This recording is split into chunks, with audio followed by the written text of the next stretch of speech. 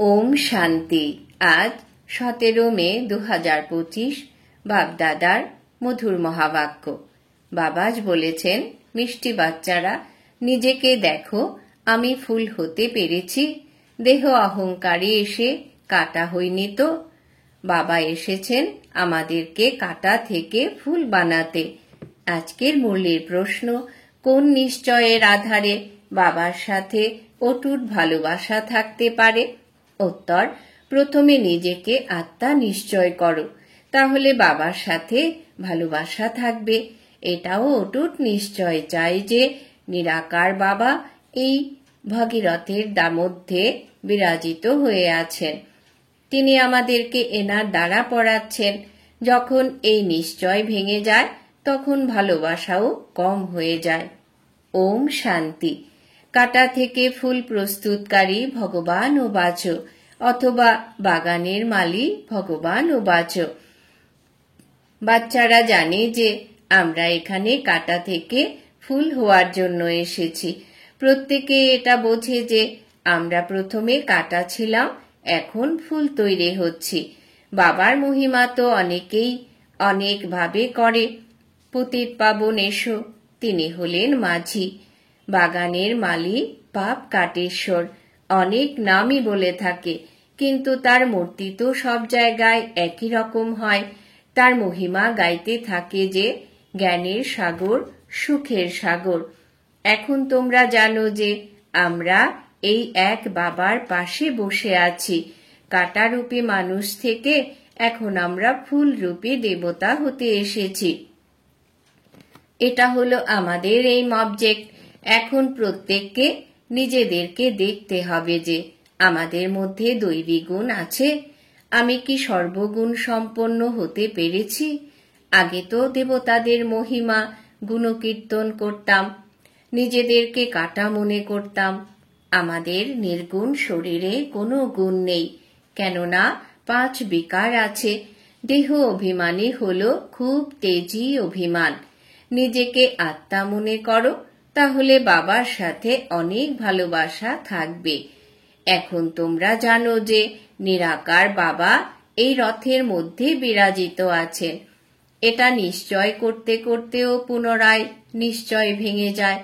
তোমরা বলেও থাকো যে আমরা এসেছি শিব বাবার কাছে, যিনি এই ভাগীরথ প্রজাপিতা ব্রহ্মার শরীরে আছেন।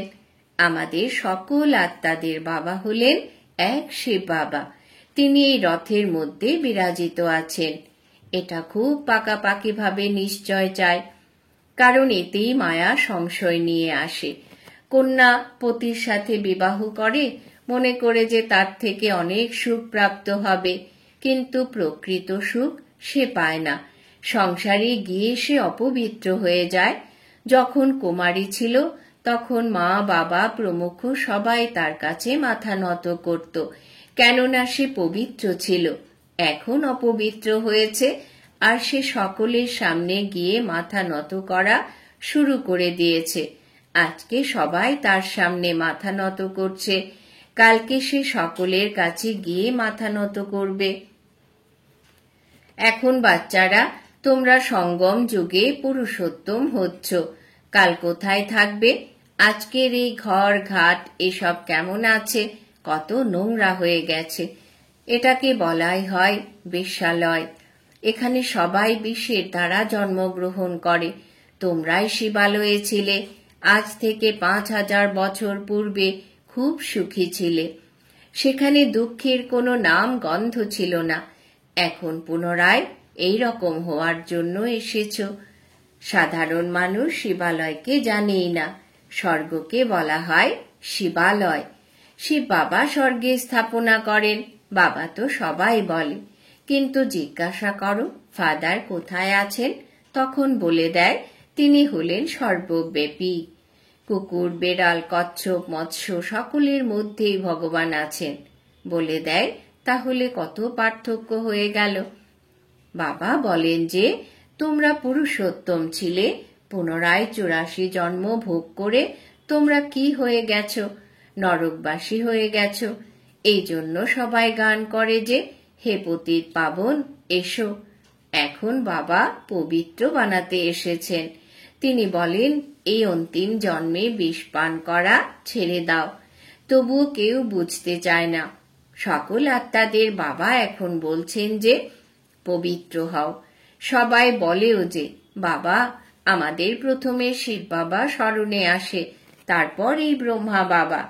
নিরাকারে শিব বাবা আর সাকারে এই ব্রহ্মা বাবা। সুপ্রিম আত্মা এই পতিত আত্মাদেরকে বসে বোঝাচ্ছেন, তোমরাই প্রথমে পবিত্র ছিলে, বাবার সাথেই ছিলে, পুনরায় তোমরা এখানে এসে পার্ট প্লে করেছ। এই সৃষ্টি চক্রকে ভালোভাবে বুঝে নাও।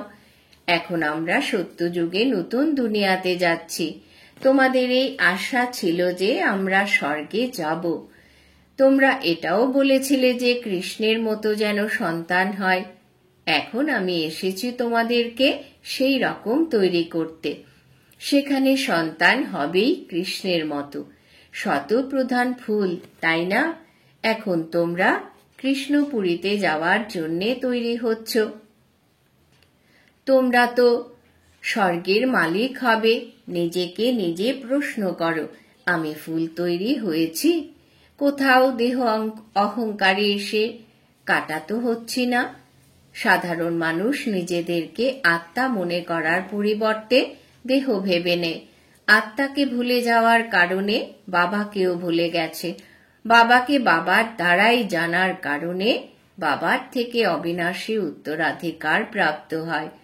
অসীম জগতের বাবার থেকে অবিনাশী উত্তরাধিকার তো সবাই প্রাপ্ত করতে পারে। এমন একজনও থাকবে না যে এই অবিনাশী উত্তরাধিকার থেকে বঞ্চিত থাকবে। বাবাই এসে সবাইকে পাবন তৈরি করে নির্বাণ ধামে নিয়ে যান। তারা তো বলে দেয় যে জ্যোতি জ্যোতিতে সমাহিত হয়ে যায়, ব্রহ্মে লীন হয়ে যায়। তাদের মধ্যে কোনো জ্ঞান থাকে না। তোমরা এখন জেনেছ যে আমরা কার কাছে এসেছি। এটা কোনো সাধারণ মানুষের সৎসঙ্গ নয়। আত্মারা পরমাত্মার থেকে আলাদা হয়েছিল, এখন পুনরায় তার সঙ্গ প্রাপ্ত হয়েছে। এটাই হলো সত্যিকারের সৎসঙ্গ, যেটা 5000 বছরে একইবার হয়। সত্যযুগ ত্রেতাতে তো কোনো সৎসঙ্গ আদি হয় না। ভক্তি মার্গে তো অনেক অনেক সৎসঙ্গ হয়। এখন বাস্তবে সত্য হলেন এক বাবা। এখন তোমরা তার সঙ্গে বসে আছো। এটাও যেন স্মরণে থাকে যে আমরা হলাম গডলি স্টুডেন্ট, অর্থাৎ ঈশ্বরীয় ছাত্র। ভগবান আমাদেরকে পড়াচ্ছেন, এটাই আমাদের পরম সৌভাগ্য। আমাদের বাবা এখানেই আছেন। তিনি হলেন আমাদের বাবা, শিক্ষক, আবার সদ্গুরু। তিনটি সম্বন্ধেই এখন অভিনয় করছেন। বাচ্চাদেরকে নিজের আপন করে নেন। বাবা বলছেন যে স্মরণের দ্বারাই বিকর্ম বিনাশ হয়। বাবাকে স্মরণ করলেই পাপ কেটে যায়। তারপর তোমরা লাইটের মুকুট প্রাপ্ত করো। এটাও হলো একটা নিদর্শন। তা বলে এটা নয় যে লাইট দেখা যাবে। এটা হলো পবিত্রতার নিদর্শন। এই জ্ঞান আর কেউ প্রাপ্ত করতে পারে না। এই জ্ঞানের দাতা তো হলেন এক বাবা। তিনি তো হলেন জ্ঞানের সাগর। বাবা বলছেন যে আমি হলাম মনুষ্য সৃষ্টির বীজ স্বরূপ। এটা হলো উল্টো বৃক্ষ, এটা হলো কল্প বৃক্ষ, তাই না? প্রথমে দৈবী ফুলের বৃক্ষ ছিল, এখন কাটার জঙ্গল হয়ে গেছে, কেননা 5 বিকার এসে গেছে। প্রথমে মুখ্য হলো দেহ অভিমান, সেখানে দেহ অভিমান থাকে না। এটাই মনে থাকে যে আমরা হলাম আত্মা। সেখানে কেউ পরমাত্মা বাবাকে জানবে না। আমরা হলাম আত্মা, ব্যাস।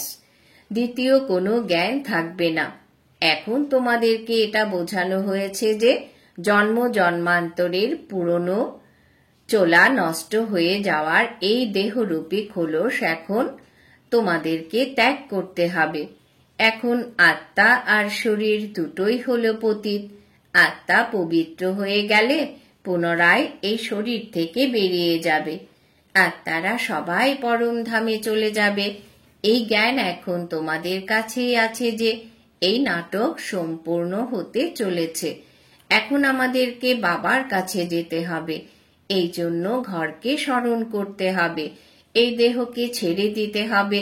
শরীর সমাপ্ত হয়ে গেলে তো দুনিয়াও শেষ হয়ে যাবে।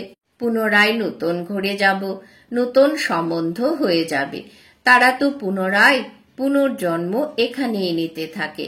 তোমাদেরকে তো পুনর্জন্ম নিতে হবে ফুলের দুনিয়াতে। দেবতাদেরকে পবিত্র বলা হয়। তোমরা জেনেছ যে আমরাই ফুল ছিলাম, পুনরায় কাটা হয়ে গেছে। পুনরায় ফুলের দুনিয়াতে যেতে হবে। পরবর্তীকালে তোমাদের অনেক সাক্ষাৎকার হবে।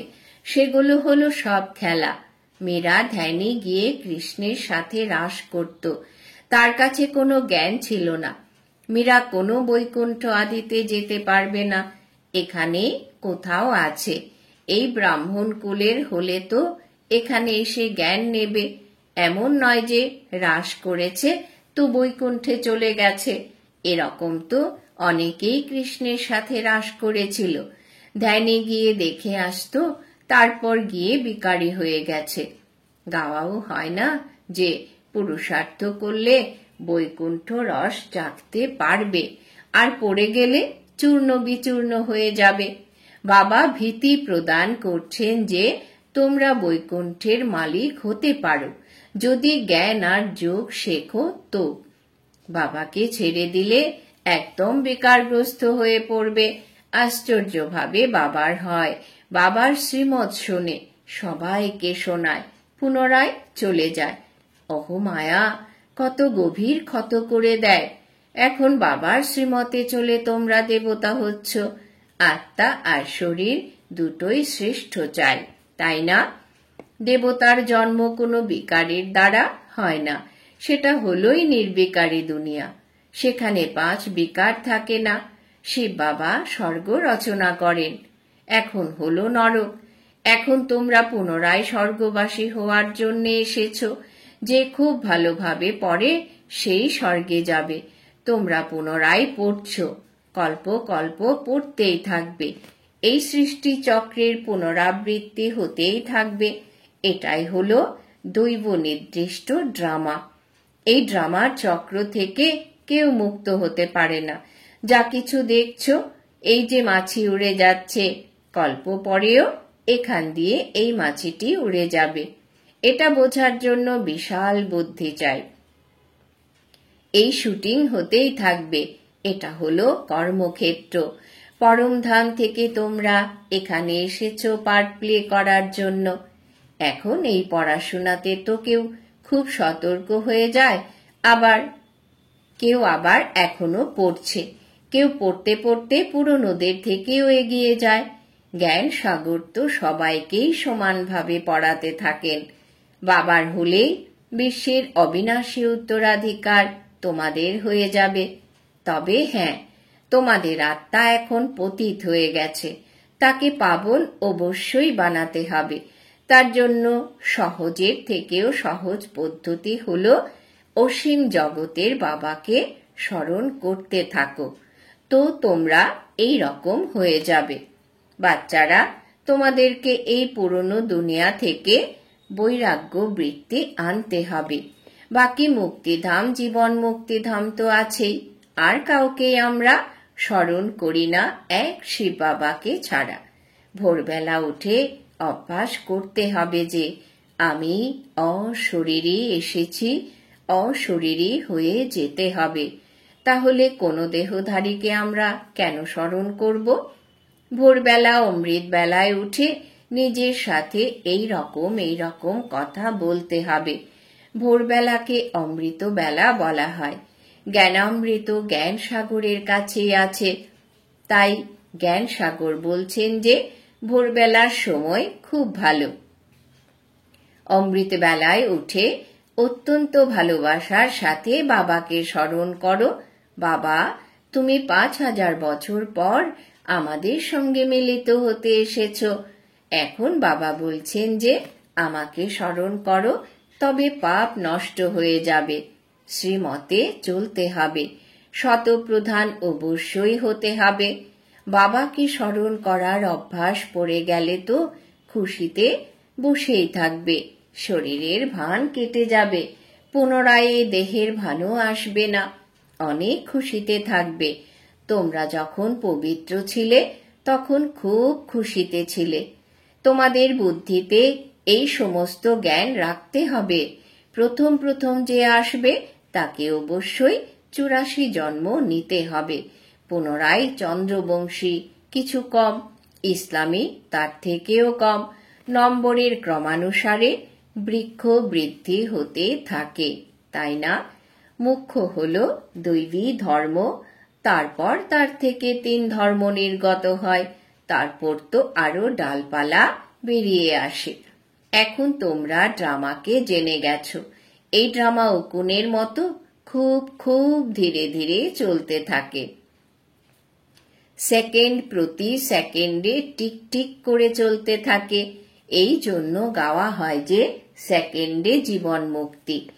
আত্মা নিজের বাবাকে স্মরণ করে, বাবা, আমরা হলাম আপনার সন্তান, আমাদের তো এখন স্বর্গে থাকার কথা, তাহলে কেনই নরকে পড়ে আছি? বাবা তো স্বর্গের স্থাপনা করেন, তাহলে এখন নরকে কেন আছি? বাবা বোঝাচ্ছেন যে তোমরা স্বর্গে ছিলে, 84 জন্ম নিতে নিতে তোমরা সব ভুলে গিয়েছিলে। এখন পুনরায় আমার শ্রীমতে চলো। বাবার স্মরণেই বিকর্ম বিনাশ হবে, কেননা আত্মার মধ্যেই সমস্ত পাপ জমা থাকে। শরীর হলো আত্মার বিভূষণ, আত্মা পবিত্র হলে শরীরও পবিত্র প্রাপ্ত হবে। তোমরা জানো যে আমরা স্বর্গে ছিলাম, এখন পুনরায় বাবা এসেছেন, তো বাবার থেকে সম্পূর্ণ অবিনাশী উত্তরাধিকার নিতে হবে, তাই না? 5 বিকারকে ত্যাগ করতে হবে, দেহ অভিমান ছাড়তে হবে, কাজ কর্ম করতেও বাবাকে স্মরণ করতে থাকো। আত্মা নিজের প্রেমিককে অর্ধেক কল্প ধরে স্মরণ করে এসেছে, এখন সেই প্রেমিক তোমাদের সম্মুখে এসে গেছেন। তিনি বলছেন যে তোমরা কাম চিতাতে বসে কালো হয়ে গেছো, এখন আমি সুন্দর বানাতে এসেছি। তার জন্য হলো এই যোগ অগ্নি। জ্ঞানকে চিতা বলা যাবে না, যোগ হলো চিতা। স্মরণের চিতায় বসলে বিকর্ম বিনাশ হবে। জ্ঞানকে তো নলেজ বলা হয়। বাবা তোমাদেরকে সৃষ্টির আদি মধ্য অন্তের জ্ঞান শোনাচ্ছেন। উঁচুর থেকে উঁচু হলেন বাবা, পুনরায় ব্রহ্মা বিষ্ণু শঙ্কর, পুনরায় সূর্যবংশী চন্দ্রবংশী, পুনরায় অন্যান্য ধর্মের স্থান আছে। বৃক্ষ কত বড় হয়ে যায়, এখন এই বৃক্ষের মূল কাণ্ড নেই। এই জন্য কলকাতার বটবৃক্ষের উদাহরণ দেওয়া হয়। দেবী দেবতা ধর্ম প্রায় লোপ হয়ে গেছে, ধর্মভ্রষ্ট কর্মভ্রষ্ট হয়ে গেছে।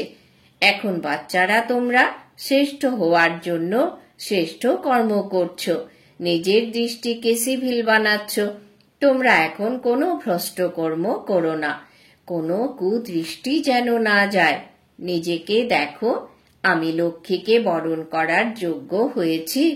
আমি নিজেকে আত্মা মনে করে বাবাকে স্মরণ করছি। দৈনন্দিন চার্ট দেখো, সারাদিনে দেহ অভিমানী এসে কোনো বিকর্ম করিনি তো? না হলে তো 100 গুণ হয়ে যাবে। মায়া চার্ট রাখতেও দেয় না, 2-4 দিন লিখে তারপর ছেড়ে দেয়। বাবাও উদ্বিগ্ন থাকেন, তাই না?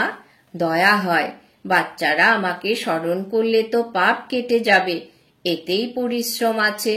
এর থেকে নিজেকে বঞ্চিত রেখো না। জ্ঞান তো হলো খুবই সহজ। আচ্ছা, মিষ্টি মিষ্টি হারানিধি বাচ্চাদের প্রতি মাতা পিতা বাপদাদার স্মরণের স্নেহ সুমন আর সুপ্রভাত। আত্মাদের পিতা তার আত্মারূপী বাচ্চাদেরকে জানাচ্ছেন নমস্কার।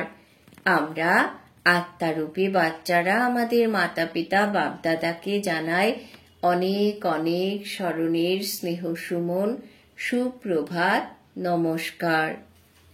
ধারণার জন্যে মুখ্য সার। 1. অমৃত বেলায় উঠে বাবার সাথে মিষ্টি মিষ্টি বার্তালাপ করতে হবে। অশরীরী হওয়ার অভ্যাস করতে হবে।